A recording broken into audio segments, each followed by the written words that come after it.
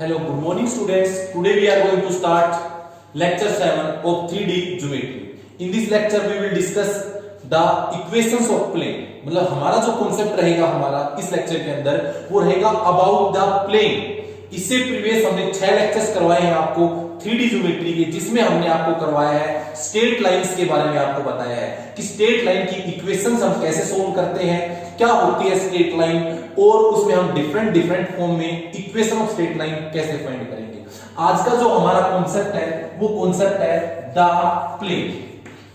Plane के अंदर हम आपको बताएंगे इसके अंदर कि प्लेन होता क्या है हमारे पास, ठीक है ना.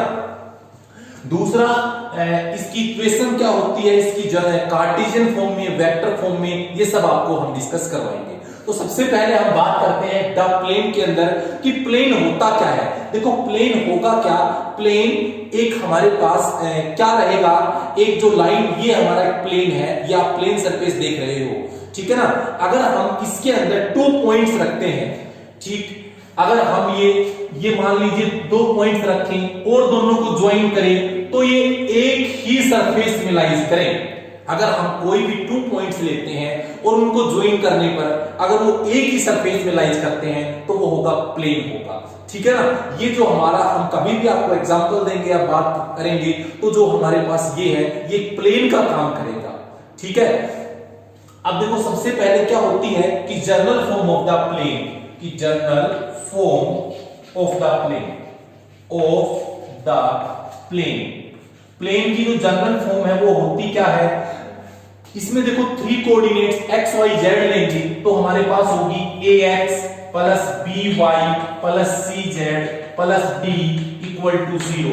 ये होती है general form of the plane, जिसमें a b c and d are some scalar and x y z be the variable, ठीक है ना. तो ये हमारी प्लेन होगा जो जनरल फॉर्म है प्लेन की, ठीक है. उसके बाद हम लोग करेंगे जो प्लेन की जो सबसे पहली फॉर्म है कि normal form of the plane. सबसे पहली फॉर्म है हमारी normal form of the plane, plane की नॉर्मल फॉर्म. देखो इंपोर्टेंट फॉर्म है नॉर्मल फॉर्म. क्या होता है हमारी प्लेन की ये हम आपको बताएंगे, ठीक है. मान लीजिए मेरे पास ये कोई प्लेन दे रखा है, ये मेरे पास कोई प्लेन है, ये इसके अंदर मेरे पास ये कोई लाइन दे रखी है. मान लीजिए ये हमारे पास कोई नॉर्मल वेक्टर है. प्लेन का क्या दे रखा है, ये नॉर्मल वेक्टर आपको गिवन है, ये n कैप है. Let n cap be the unit normal vector. और ये जो हम इसके अंदर लेंगे, जैसे मान लीजिए ये O है, ये n है, ये पॉइंट P है जिसका हमने पोजीशन वेक्टर r कंसीडर किया है, तो ये r वेक्टर हो जाएगा. और ये ON की जो डिस्टेंस है वो P है. ON की डिस्टेंस क्या दे रखी है, P दे रखी है. तो सबसे पहले हम क्या कंसीडर करते हैं, let P be the perpendicular distance from the point to the origin O. ये O है, ओरिजिन है हमारा. ये P परपेंडिकुलर डिस्टेंस है हमारा. जो ON है, ये जो NO है या ON है, ये जो मेरे पास परपेंडिकुलर डिस्टेंस है P है ये, ठीक है. उसके बाद हमारे पास क्या दे रखा है, n cap be the unit normal vector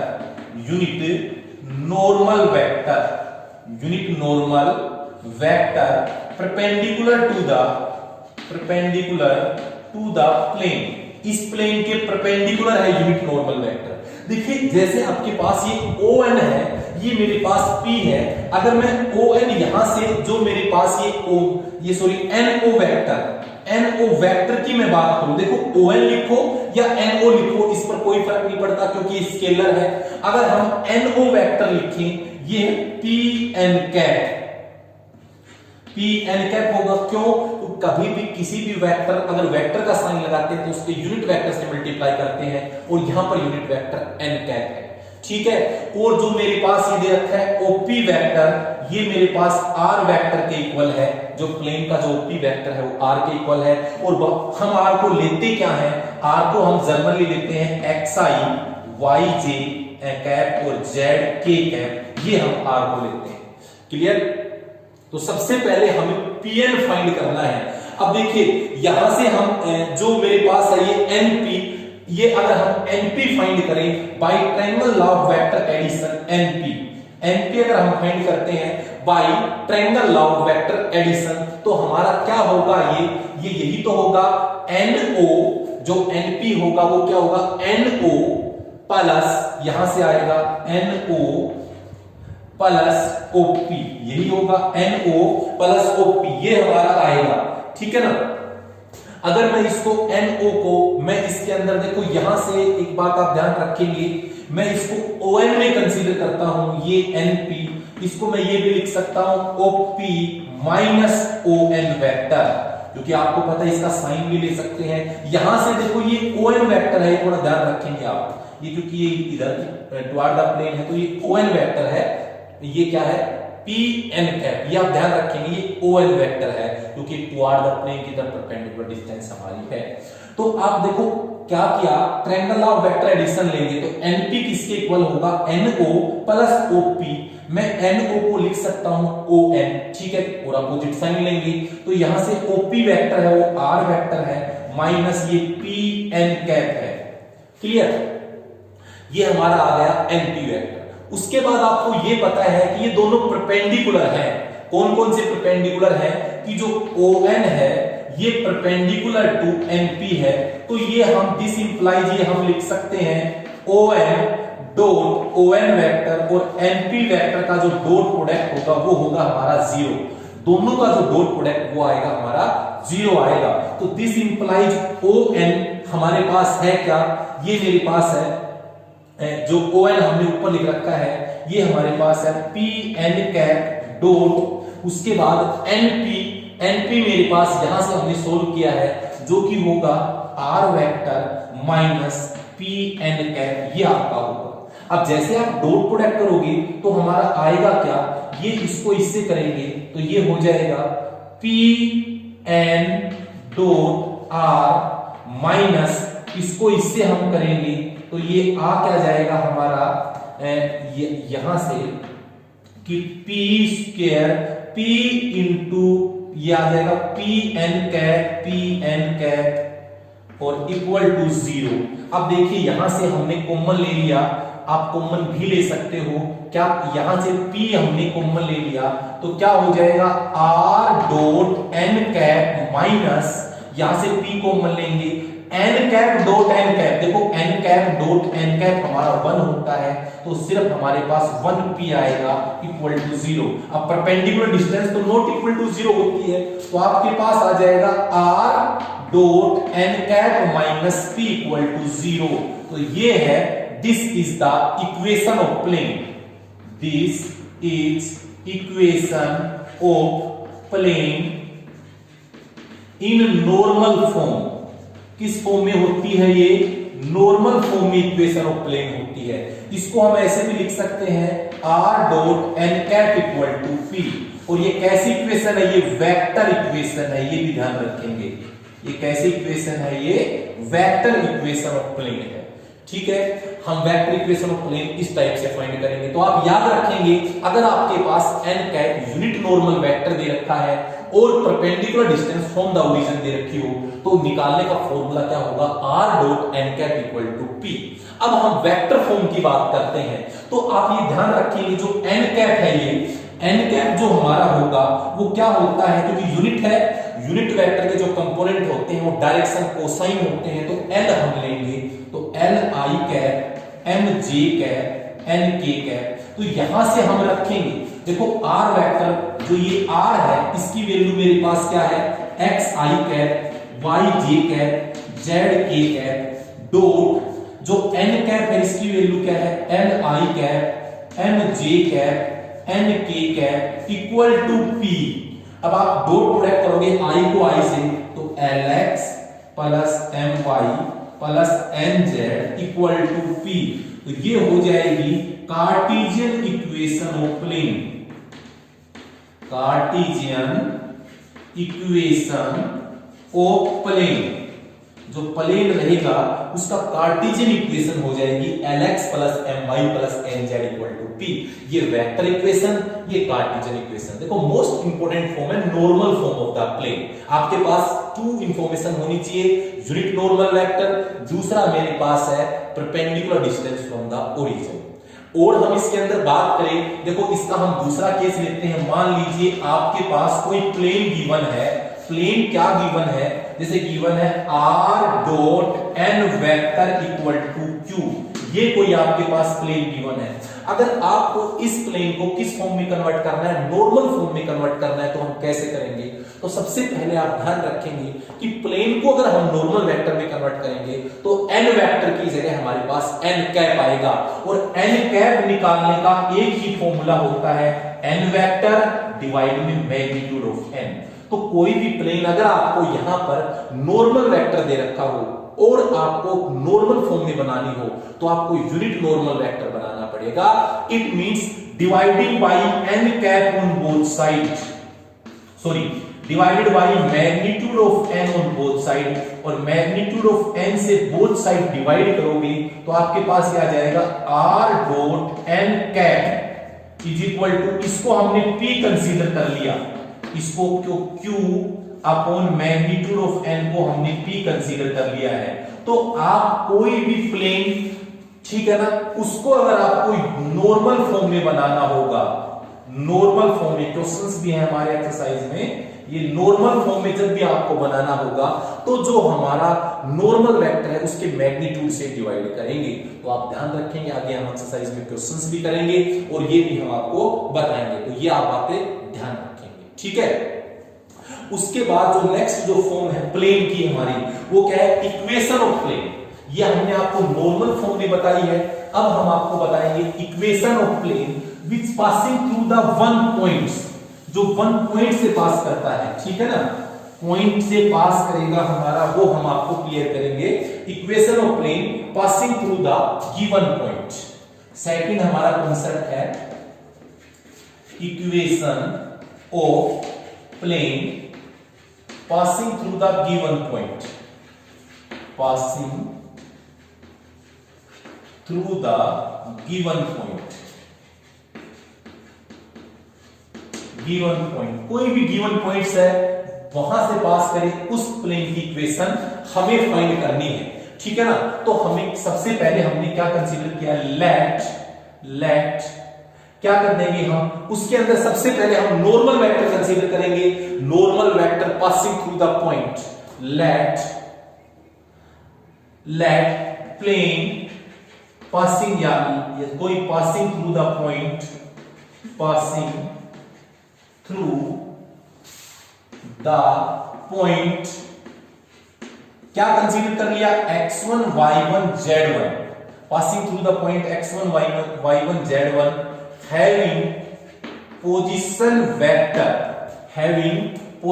vector हमने r1 वेक्टर कंसीडर किया है, जिसका पोजीशन वेक्टर r1 वेक्टर है, जो हमने कंसीडर किया है x1 i cap, y1 j cap and z1 k cap. Clear हुआ?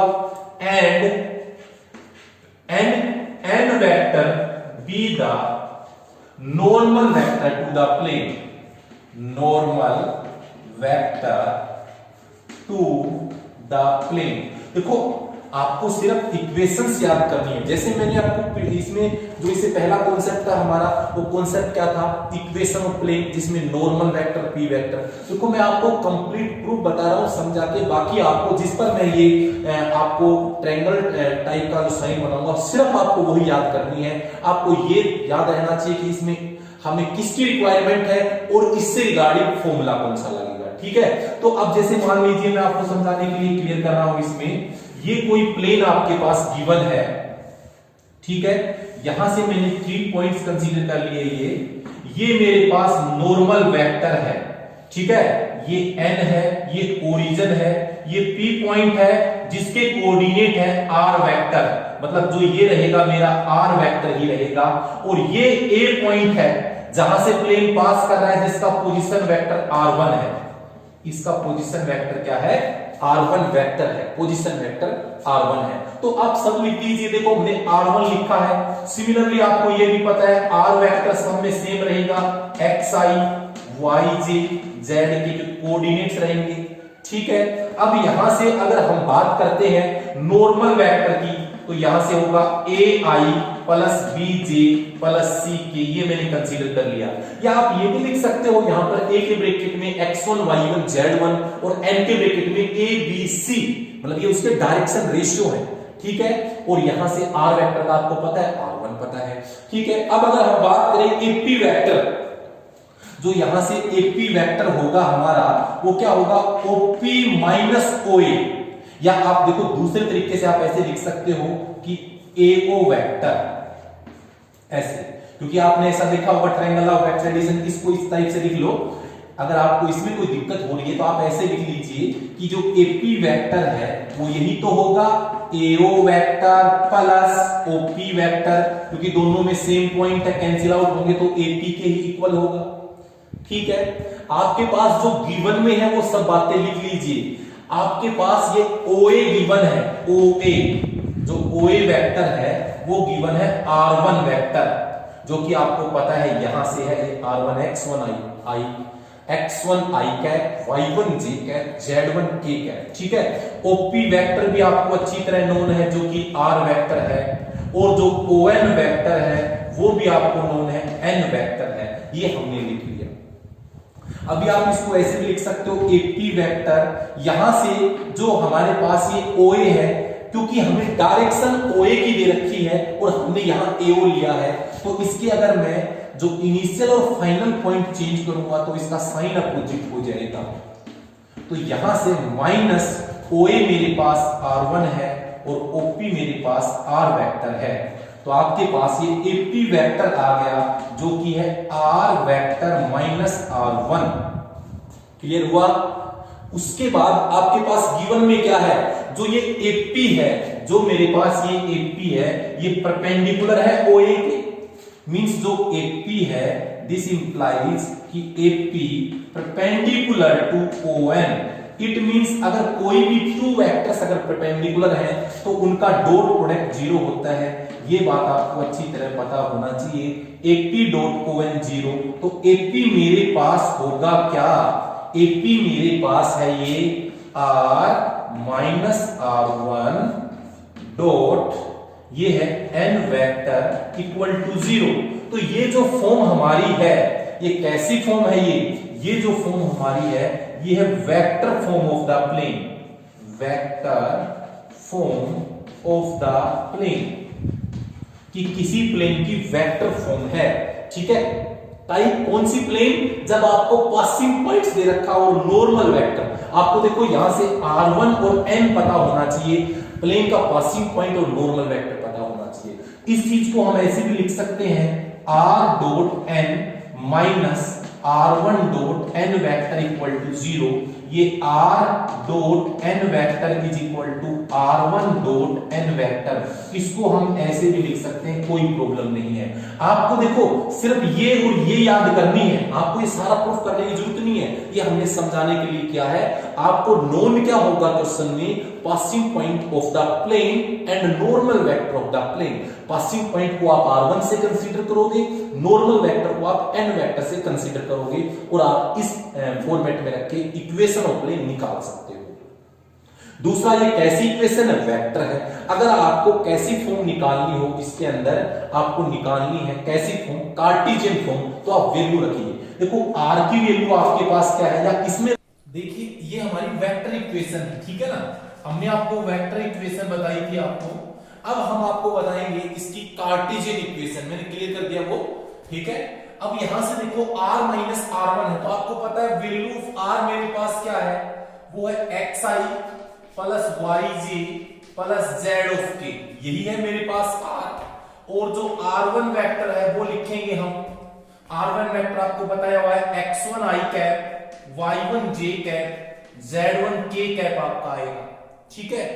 उसके बाद आपके पास ये जो नॉर्मल वेक्टर है n वेक्टर, मैंने पहले लिख रखा था, मैंने मिटा के दोबारा से आपके लिए लिखा है ये, कि आपको क्लियरली कार्टेशियन फॉर्म्स आप समझ में आ जाए।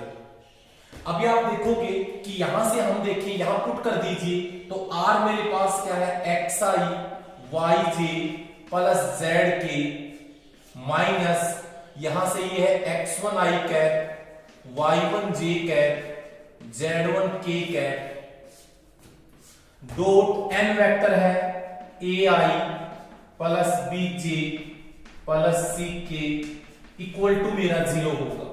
अब देखिए हम लोग क्या करेंगे i कैप कॉमन लेंगे अंदर से x में से x माइनस करेंगे ये तो x minus x1 plus j cap हम कॉमन लेंगे y माइनस y1 प्लस हम k कैप कॉमन लेंगे z माइनस z1 और ये मेरे पास है क्या ये है ai cap bj cap ck cap यही आएगा हमारा।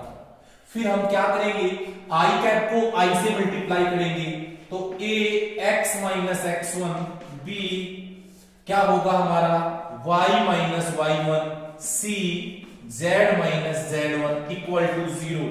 तो जो ये इक्वेशन है हमारी ये वाली इक्वेशन ये किसकी इक्वेशन है this is the equation of line when it passes through the one point and direction ratio of normal has to be given दे रखा है हमें तो इसको बोलेंगे कार्टेशियन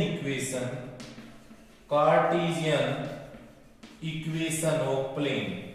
तो इस टाइप से हम क्वेश्चंस करेंगे। जो ये वेक्टर इक्वेशन ये थी हमारी कार्टेशियन हमारी ये होगी। अब पता है आपको करना क्या है अब हमें निकालना है equation of plane passing through the 3 points. Equation of plane है क्या दे रखा है कि है equation of plane passing through given 3 given points. तो हमें गिवन में क्या है let equation passing through the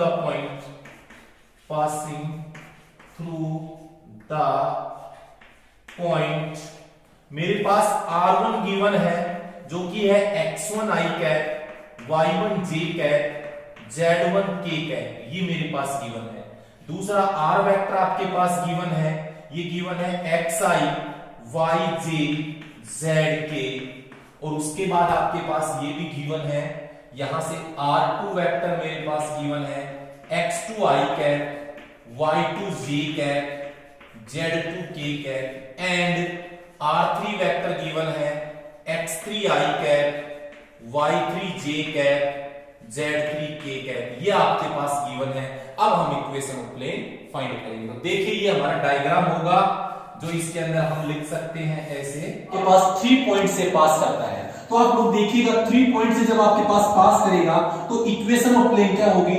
देखो हम इसको प्रूव भी कर सकते हैं पर काफी टाइम लग जाएगा क्योंकि उसका ना तो आपका यूज है आपको सिर्फ रिजल्ट्स याद करने हैं। इससे पहले मैंने जितने भी रिजल्ट्स कराए उसमें मैंने सारा कंप्लीटली आपको प्रूफ करके आपको सारी बातें क्लियर की है। तो बट अब हम इसको डायरेक्ट बताएंगे। वैसे भी अगर 3 पॉइंट से क्वेश्चंस आएंगे हम किस तरीके से करेंगे जो इससे प्रीवियस रिजल्ट मैंने बताया था passing through the one point a x minus x1 plus b y minus y1 plus c z minus z1 equal to 0 वाले फॉर्मूले से हम करेंगे। पर आपकी नॉलेज के लिए हम बता देते हैं किस प्रकार इक्वेशन ऑफ प्लेन निकालते हैं। तो क्या होगी r माइनस r1 डॉट ये होगा r2 minus r1 vector cross r3 minus r1 vector और इक्वल टू हमारा 0 होगा। ये जो प्लेन है ये इसकी क्या है vector equation of plane when it passes through the 3 points. अब इसी की अगर हमें कार्टेशियन बनानी हो तो देखो ये जितने भी पॉइंट्स हैं r1 r2 r3 ये जो वैल्यूज मैंने यहां लिख रखी है सारी यहां पर पुट करनी है। बट मैं आपको डायरेक्ट बताऊंगा किस प्रकार से आपको स्केलर ट्रिपल प्रोडक्ट को हम कैसे सोल्व करते थे। हमने वेक्टर वाले में आपको बताया था कैसे जो बाहर रहेगा फर्स्ट r माइनस r1 इन दोनों को अगर हम माइनस करेंगे तो हमारा होगा x माइनस x1 y में से y माइनस करेंगे तो y माइनस y1 और z कोऑर्डिनेट में z माइनस कर देंगे। फिर दूसरा मेरे पास r2 माइनस r1 है तो इसमें से ये माइनस करेंगे तो हम x में से x minus x2 minus x1, यहां से होगा y2 माइनस y1, यहां से होगा z2 माइनस z1, फिर होगा r3 माइनस r1, इन दोनों को माइनस करेंगे तो होगा x3 minus x1, y3 minus y1 और z3 माइनस z1। ये हमारी हो जाएगी इक्वेशन ऑफ प्लेन जब मेरे पास 3 पॉइंट से पास करेगा। तो अगर आपके पास 3 पॉइंट्स नोन हो तो इसमें रख के आप ये निकाल सकते हो। कैसी इक्वेशन है ये? Cartesian equation of plane, equation of plane, ठीक है ना। तो इसमें हमने आपको बताया है कार्टेशियन इक्वेशन, वेक्टर इक्वेशंस, चाहे वो 1 पॉइंट से पास करे, चाहे वो 2 पॉइंट से पास करे, चाहे नॉर्मल वेक्टर और परपेंडिकुलर डिस्टेंस दे रखी हो। अब हमारा इसका लास्ट कॉन्सेप्ट रहेगा इस लेक्चर का, जो कि क्या है? Intercept form of the plane. अगर कोई भी प्लेन आपको दे रखा है और उसकी इंटरसेप्ट फॉर्म में इक्वेशन ऑफ प्लेन निकालनी हो, क्या कॉन्सेप्ट है? Equation of plane in intercept form, intercept form. तो इंटरसेप्ट फॉर्म क्या होती है प्लेन की, वो हम आपको बताएंगे। मान लीजिए आपके पास ये मेरे पास है, ये x कोऑर्डिनेट है, ये y कोऑर्डिनेट है, ये मेरे पास z कोऑर्डिनेट है। हमने कंसीडर किया है कि x इंटरसेप्ट वो a है, y इंटरसेप्ट b है और z इंटरसेप्ट c है। तो हमने ये a, capital A B C consider कर लिया। तो इसको ज्वाइन करेंगे तो हमारे पास प्लेन ABC बन रहा है ये वाला, और इसकी इक्वेशन आपको निकालनी हो। गिवन में क्या है? आपके पास गिवन है x intercept is equal to a, y intercept equal to b, z intercept equal to c, then equation of plane will be x upon x intercept a, y upon y intercept b और z upon z intercept c equal to 0। ये हमारी आ जाएगी equation of plane. जब आपके पास x intercept, y intercept और z intercept given है, यहां इनकी वैल्यू रिप्लेस करेंगे और इक्वेशन ऑफ प्लेन आ जाएगी। तो इसमें हमने इस लेक्चर में मैंने आपको इसमें 4 डिफरेंट फॉर्म ऑफ प्लेन बताई है आपको। नेक्स्ट लेक्चर में हम आपको बताएंगे angle between the plane and distance from the point to the plane. ये सब कॉन्सेप्ट आपको बताएंगे। तो ये लेक्चर है, जितने भी मैंने इसमें बेसिक कॉन्सेप्ट बताए हैं आपको अच्छे से रीड आउट करना है और इनको नोट डाउन करना है, ताकि आपको एक्सरसाइज करते वक्त कोई प्रॉब्लम ना हो। तो thank you, have a nice day student, thank you.